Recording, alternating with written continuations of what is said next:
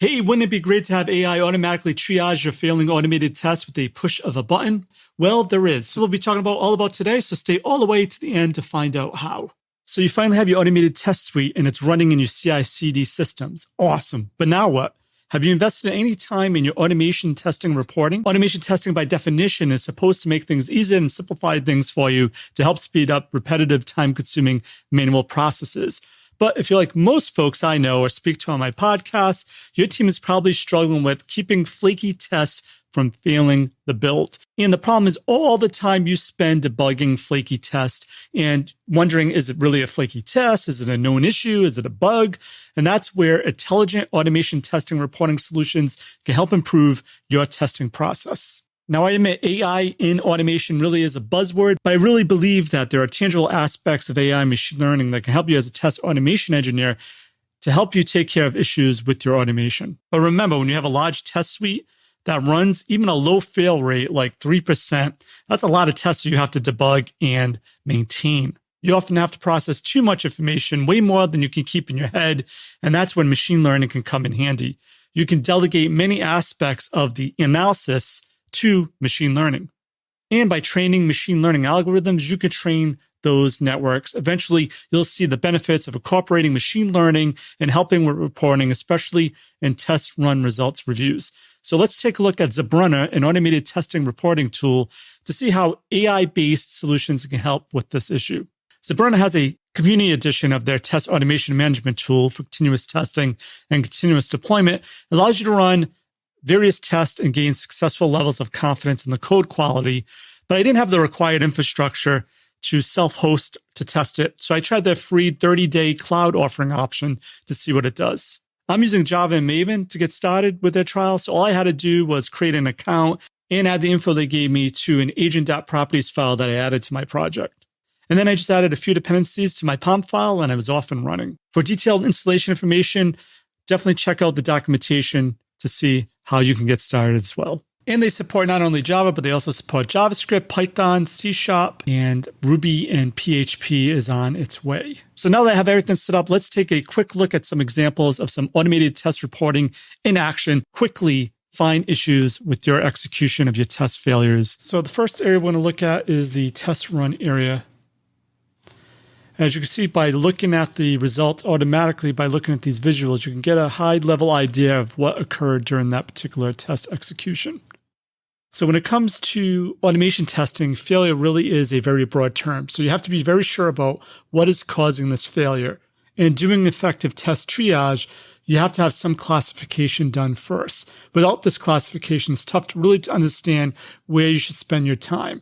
For example, if it's an application issue, you should probably immediately file a bug and follow up with the developer to let them know that the automation found an actual bug that needs to be fixed.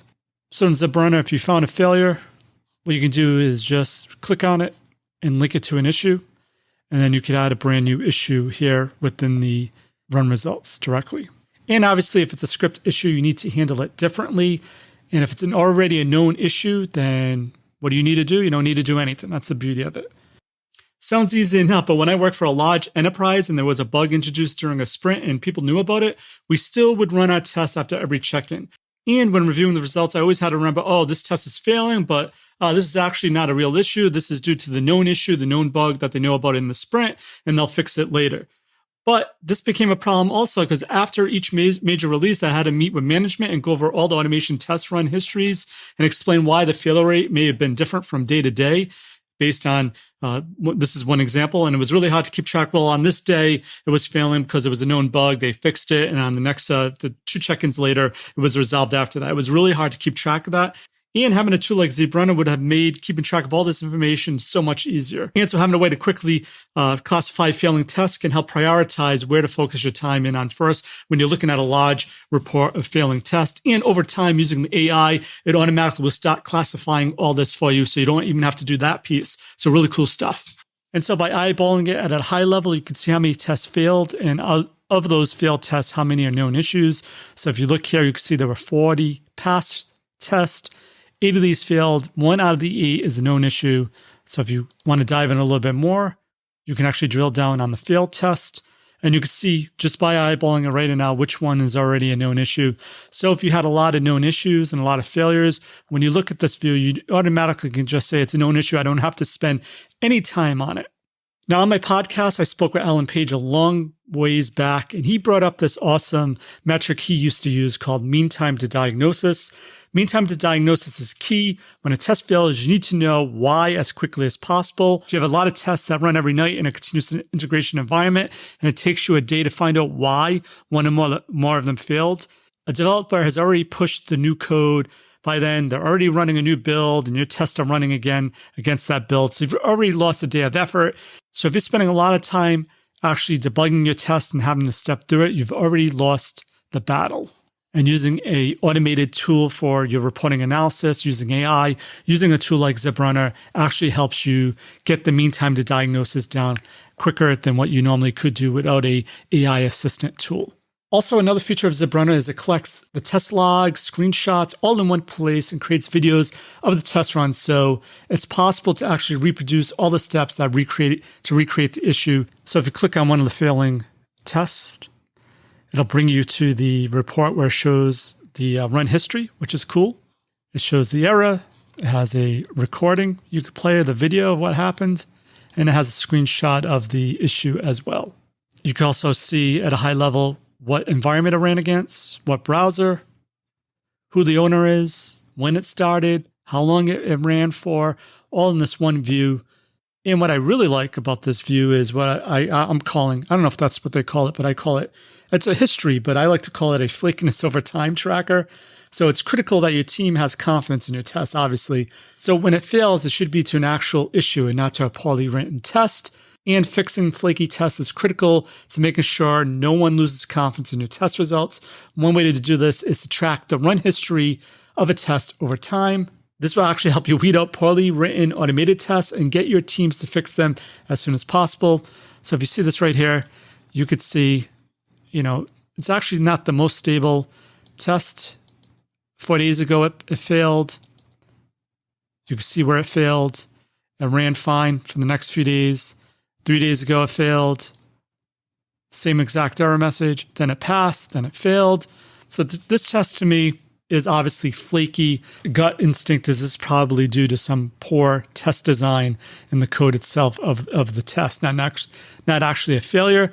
What I also like about this view is you can keep track of relative performance over time to see if performance is getting worse for this test.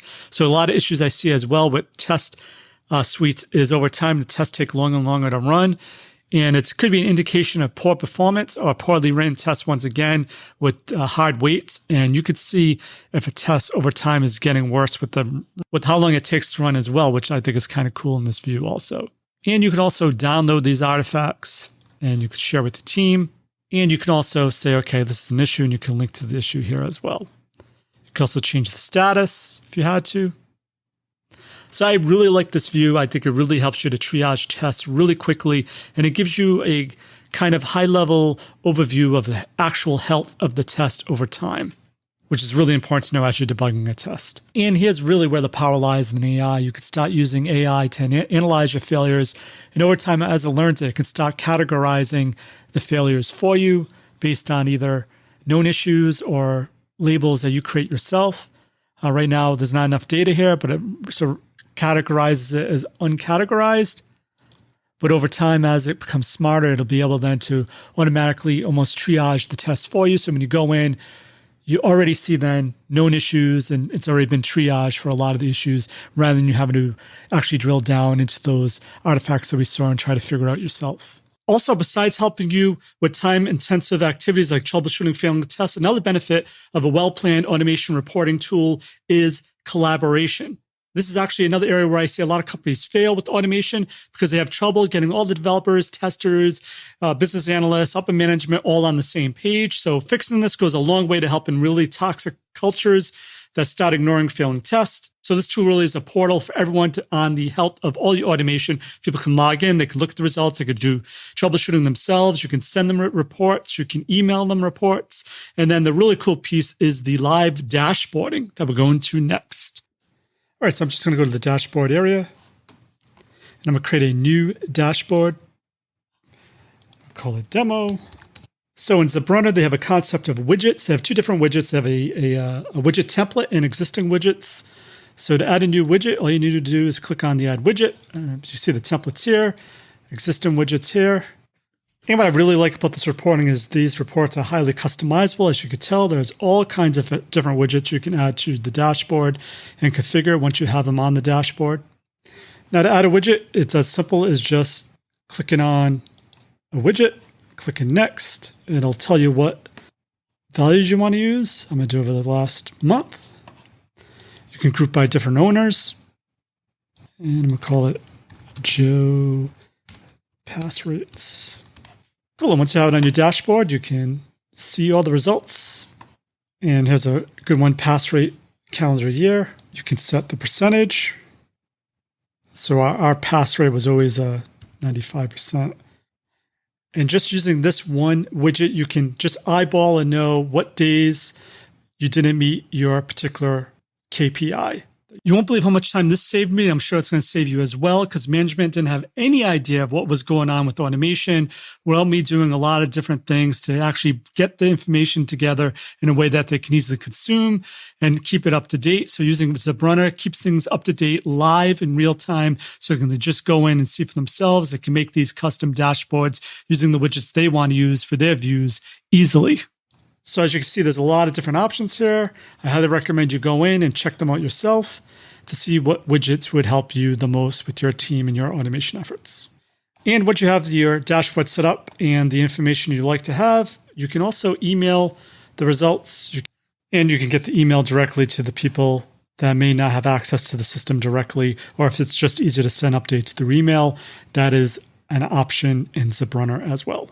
So that's just a quick example of the power of reporting within Zebrunner. And one thing I think Zebrunner really stands out with is that this solution is the data is live, as I mentioned, and the reporting is highly customizable. You can use any widget you want. Management can start using dashboards to make informed decisions in real time to get a big picture view of the quality of the whole development process that's going on at your organization. So it's total transparency. They can see exactly what's going on. They can see which tests are unstable, which tests are flaky, which teams might be doing as well as others. So they can really see maybe we need to invest some more training in this particular team to get their pass ratio higher. And this gives them a clearer idea of what needs to be done and how those issues can be addressed, and maybe actually allocate time to refactor some of these tests to plan for it in upcoming sprints. Also, your management team is going to love Zebrunner's project feature. So if you look here, they have a project tab. The whole concept of projects is really similar to the concepts of a project in Jira. So for example, if the Zebrunner is used by a large organization, enterprise scale organizations that work on multiple projects, maintained and developed by multiple teams simultaneously, you can easily separate context of those teams working on a project within a single workspace. And that's one thing I find that most reporting tools on the market don't have. So it's as simple as just creating a project, entering the project name, logo, and that type of information. So when management comes in, they can either see a whole holistic level of everything in general, or they can just dive into projects to see how each team is doing at the project level. So obviously different teams use different tools. So you could have a dashboard set up for the team that uses Cypress, or maybe it's a sprint team like Soprano. You can have them split out at the project level as well, so they can also dive in and just look at their results also.